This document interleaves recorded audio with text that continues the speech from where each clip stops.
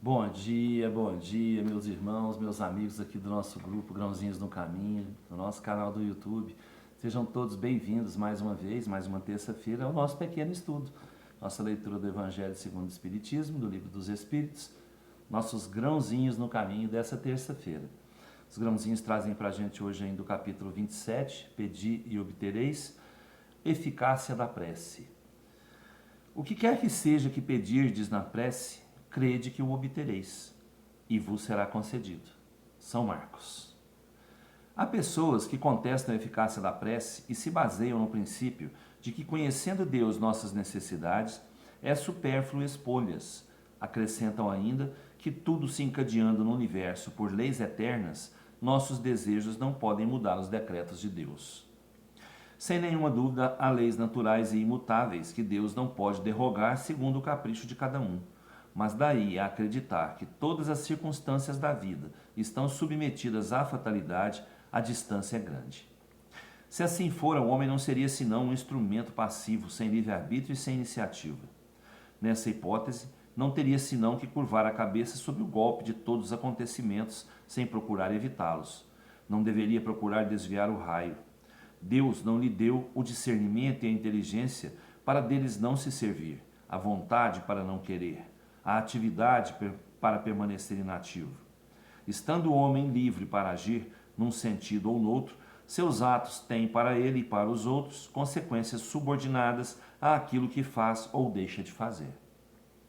Pela sua iniciativa, há, pois, acontecimentos que escapam forçosamente à fatalidade e que não destroem a harmonia das leis universais, como o avanço ou o retardo da agulha de um pêndulo não destrói a lei do movimento sob a qual está estabelecido o mecanismo. Deus pode, pois, aceder a certos pedidos sem derrogar a imutabilidade das leis que regem o conjunto, ficando seu acesso sempre subordinado à sua vontade. Seria ilógico concluir dessa máxima: o que quer que seja que pedirdes pela prece vos será concedido, que basta pedir para obter. E seria injusto acusar a providência porque não cede a todo pedido que se lhe é feito, pois ela sabe melhor do que nós o que é para o nosso bem.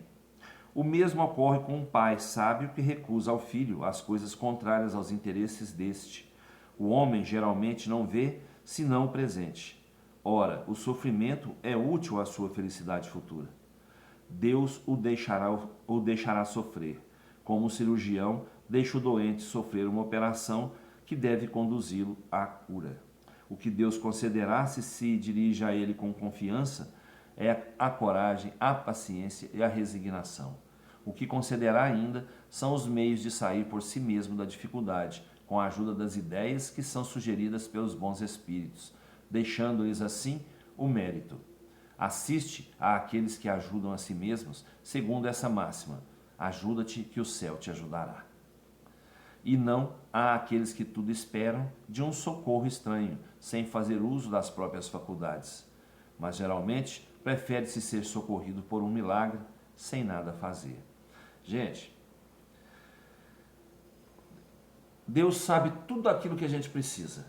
Deus, nós já falamos várias vezes, Deus nos dá o necessário para a gente passar essa etapa terrena da vida. Deus nos dá isso. O que nós pedirmos, além disso, vai pelo nosso merecimento, pelas nossas atitudes em busca daquilo que a gente está pedindo a Deus. Porque não basta somente eu pedir para Ele. Eu tenho que querer aquilo com vontade, eu tenho que ir atrás. Ajuda-te e o céu te ajudará. Não é o que está escrito aqui também? Então, se eu não fizer minha parte, Deus sabe o que eu preciso. O que eu necessito, eu terei. O que é extra, se eu pedir com fé, eu vou obter pelo meu merecimento. Pelo meu merecimento. Se eu fizer minha parte. Então não adianta nada eu joelhar no chão, rezar com fervor ali, mas não fazer nada, esperar aquilo chegar na minha mão. Não é assim que Deus quer que a gente haja, né? Ele quer que a gente consiga o que a gente está pedindo, mas que a gente faça por onde, que a gente vá atrás, que a gente dê o passo em busca daquilo que a gente quer. Não basta somente eu ajoelhar no chão e pedir para Ele. Não. Ele quer que a gente tenha iniciativa. Deus nos deu a inteligência para isso, para a gente usar a inteligência, para a gente conseguir o que a gente quer. Você já pensou se a humanidade toda dependesse de Deus para conseguir as coisas? Deus deu para a gente o necessário, deu a inteligência, a força, a coragem, basta a gente acreditar nisso e fazer a nossa parte para a gente obter o que a gente está pedindo em oração. Tá bom? Quem nós vamos ter? Merecimento. O Livro dos Espíritos traz para a gente hoje o capítulo 10, Lei de Liberdade, falando sobre o livre-arbítrio, a questão 846. O organismo não exerce influência sobre os atos da vida? Se ele exerce influência, não o faz com prejuízo do livre-arbítrio? O espírito certamente é influenciado pela matéria que o pode entravar em suas manifestações. Eis porque nos mundos onde os corpos são menos materiais que sobre a terra, as faculdades se desdobram com mais liberdade, mas o instrumento não dá a faculdade. De resto, é preciso distinguir aqui as faculdades morais das faculdades intelectuais. Se um homem tem um instinto de homicida, é seguramente seu espírito que o possui e que lhe o transmite, mas não seus órgãos. Aquele que anula seu pensamento para não se ocupar senão com a matéria, torna-se semelhante ao bruto. E pior ainda, ele nem sonha mais em se precaver contra um mal. E é nisso que é culpado, visto que age assim por sua vontade. Aí é o livre-arbítrio. O espírito traz na memória espiritual, né, a vivência de várias encarnações passadas. E a matéria, a nossa matéria, ela é influenciada pelo espírito. Nós sabemos disso. E a matéria pode entravar essas manifestações do espírito? Sim, ela pode. Porque nós temos aqui o raciocínio também, né? Os pensamentos nossos nessa vida terrena. E o espírito não pode, ele fica preso às atitudes da matéria, porque ele não tem como, ele respeita sempre, né? Ele respeita sempre o livre-arbítrio.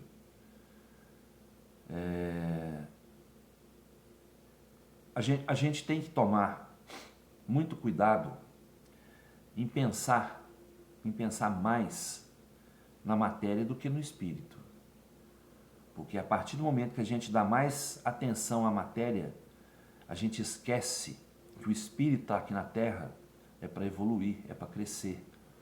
E se ele ficar preso a uma matéria que não tem interesse algum em melhorar, em se melhorar, ele não vai ter atitude, ele está ali preso. A matéria entrava, sim, né, a liberdade do espírito. O espírito vai ficar preso ao livre-arbítrio. Vai ficar preso ao livre-arbítrio. Porque ele precisa crescer.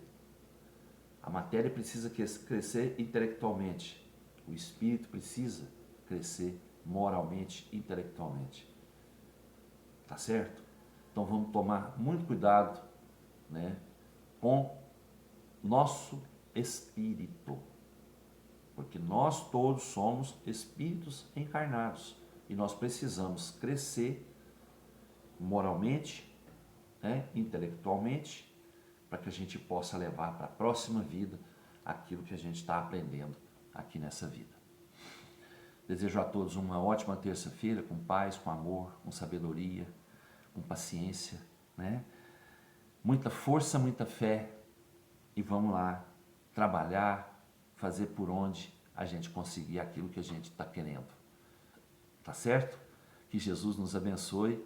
Até amanhã, se Deus quiser, e eu tenho certeza que Ele quer. Beijo no coração, pessoal.